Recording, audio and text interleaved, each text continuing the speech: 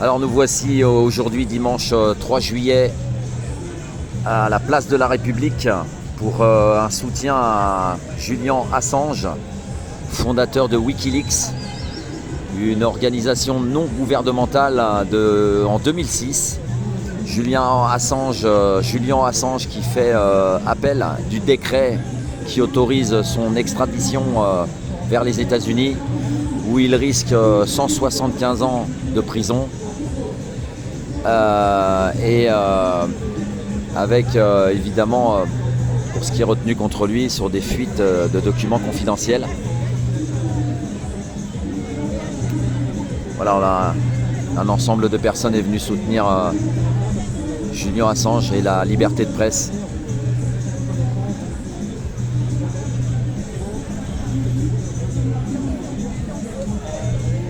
Un rassemblement statique aujourd'hui.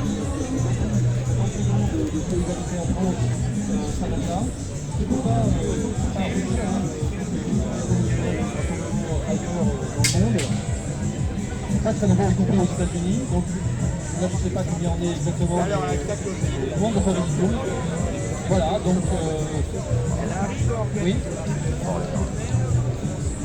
Alors oui, il est urgent de. Bon, il y a une mauvaise sono. Là, ils l'ont monté un petit peu plus, mais mauvaise sono. Il y a énormément de gens autour, donc on ne peut pas trop approcher pour différentes prises de parole ici. Donc c'est un rassemblement statique en effet, avec un soutien qui n'est pas sur le terrain, en tout cas malheureusement pas nombreux. Hein. C'est ouais. Quelques infos données sur l'affaire. Vous n'êtes pas soutenu par les journalistes des médias principaux. Avant de venir, entre 15h et 16h, j'ai regardé CNews, BFM, France Info TV. Wow. Aucun de ces journalistes n'a signalé qu'il y avait un rassemblement en faveur de Julian Assange, d'accord? Donc, nous les gilets jaunes, on les appelle les merdias. Exactement. Donc voilà, c'est tout. Avant de venir, j'ai fait exprès de faire ça pour être sûr que j'allais dire quelque chose de vrai. Comme fait Julian Assange, j'imagine, qui a fait son boulot avant de publier, il a dû bien vérifier qu'il n'était pas en train de faire une connerie. Donc quand quelqu'un a fait quelque chose qu'il avait fait honnêtement, après avoir tout bien vérifié, je ne sais pas pourquoi on vient derrière le chercher des noises, à vouloir l'extrader vers les États-Unis, donc il n'est pas citoyen américain, il n'y a rien du tout. Les Américains se permettent tout et n'importe quoi, ils appellent ça l'extraterritorialité. Faire payer des amendes de 7 milliards d'euros à BNP Paribas, à la Société Générale, ils ont piqué Alstom chez l'ancien Alstom, chez Jean Desmines, chez l'ancien de Total, d'Alstom, de GDF et de ENG. Je peux vous en raconter les meilleurs et des vertes et des pas mûres, avec toujours les Américains derrière en train de nous spolier, de tout nous voler. Julian Assange donc dénonce un comportement inadmissible des Américains et évidemment il se fait attraper par le col. Voilà. S'il avait dénoncé des malversations russes, il doit y en avoir aussi, ou turques ou françaises, il n'aurait pas été attrapé par le col. C'est pas normal. Ou alors il faut changer la constitution et dire que la France est un protectorat américain. Dans ce cas-là, ok. Et ainsi que le Royaume-Uni. J'ai vécu 4 ans en Angleterre, je sais très bien de quoi je parle. Donc les Américains et les Britanniques ont ce qu'on appelle la relation particulière. Et donc les Britanniques sont grosso modo les vassaux des Américains. Je vous rappelle ce que Churchill avait dit à De Gaulle. Mais De Gaulle, ne me demandez jamais de choisir entre le grand large et le continent. Britain a toujours choisi le grand large. De Gaulle, ne me demandez pas de choisir entre l'Europe et les États-Unis. Britain choisira toujours les États-Unis. La mère de Churchill était de la nationalité américaine et riche bien entendu. Et son père, Sir Winston Churchill, il était bien entendu noble et britannique, voilà. Donc ça, c'est la vision des Américains. On vassalise l'Europe et on contrôle le reste du monde. Et quand il y a des gens qui nous dénoncent, on les massacre. Voilà.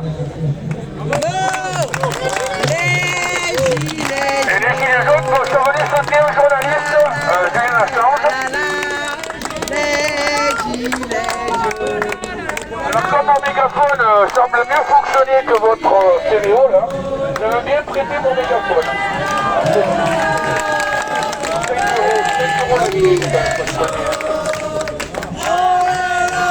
Je rien. Qui veut parler? Ah là là là là là.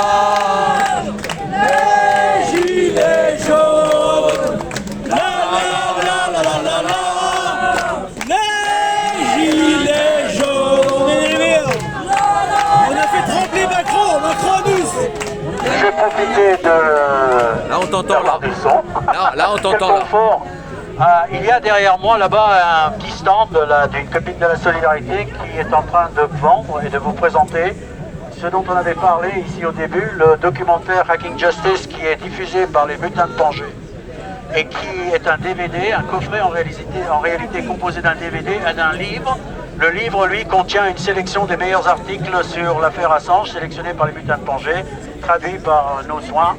Le coffret est vendu donc là-bas.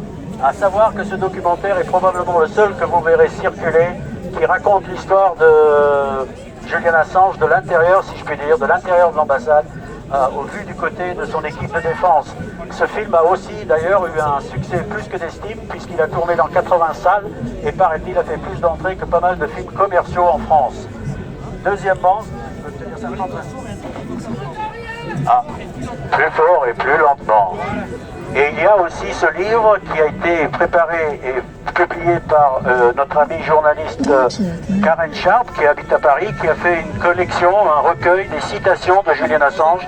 Pourquoi on a fait un recueil de citations? C'est parce que pour lui redonner la parole, lui qu'on n'entend plus depuis 3 ans et sur lequel on raconte un peu tout et n'importe quoi.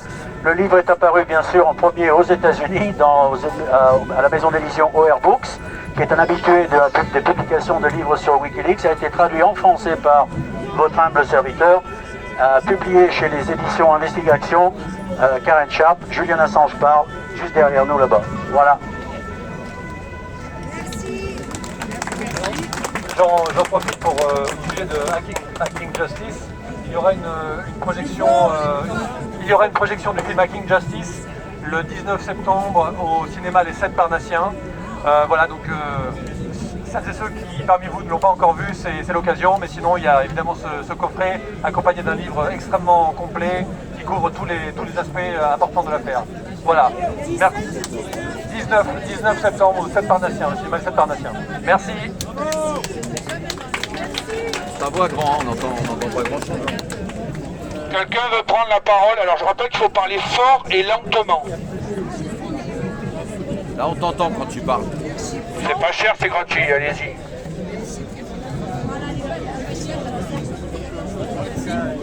Bon, en tout cas, merci à tous d'être là, c'est son anniversaire. Je pense qu'il y a peu de gens qui voudraient vivre le calvaire qu'il vit. Je rappelle qu'il est resté au moins 5 ou 6 ans dans une ambassade, c'est pas très grand, hein, une ambassade de pays d'Amérique du Sud. 3 pièces, c'est mieux que moi quand même. Mais moi je peux sortir, alors que lui il ne peut pas sortir.